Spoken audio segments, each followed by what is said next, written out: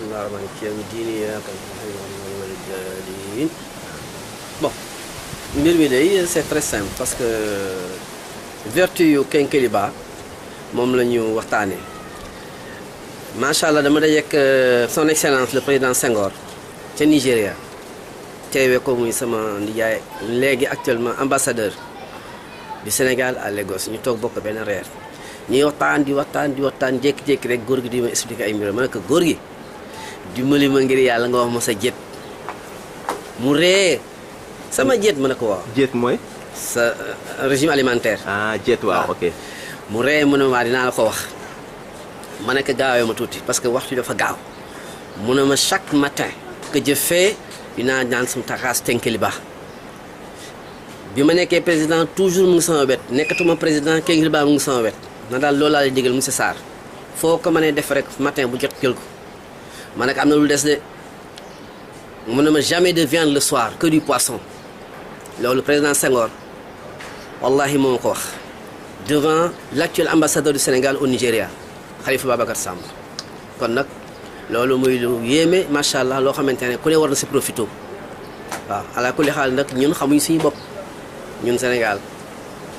waaw mu mel ni que rek sa waxtaan boobu wala sa daje boobu nga xamante ne moom nga daje woon ak président Senghor bokk si sa yëngatu maanaam yaa ngi liggéey si restauration. da ngay togg ay affaires yu extraordinaire si hôtel yu mag yu bokk si Sénégal. waaw léegi nag ba nga xamante ne daje nga ak Senghor parce que dafa mel ni ñëwul rek wax la secret bi dafa mel ni alors il a tourné presque autour du pot waaye yow bàyyiwuloo ko benn yoon. déedéet léegi foofu lañ bëgg nga ñëwalaatal ñu.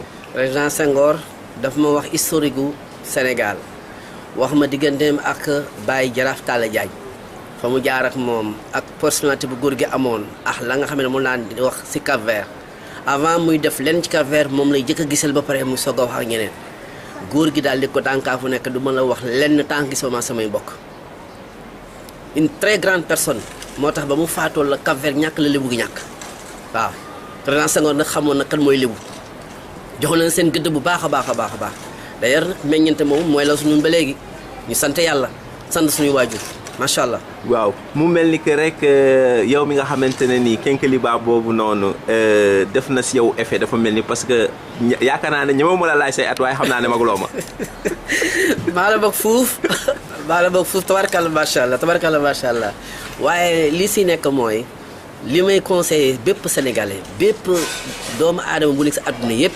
mu fexe nu mu naan chaque matin kaasu Kékéliba waaw secret bi si nekk nag yàlla moo ko xam man xaw ma ko yow xamuloo ko waaye laa li ma mën a wax Président Senghor ci boppam te xam ne àddina yëpp xamoon nañ ko moo ma digal lii ca Nigéria à White House. say at mën nañ ko xam. ah loolu moom dafa koy dëxëñ waaye dafa daa si mosal tuuti rek. mosal ma si tuuti am naa lu ëpp daal juróom benn fukki at.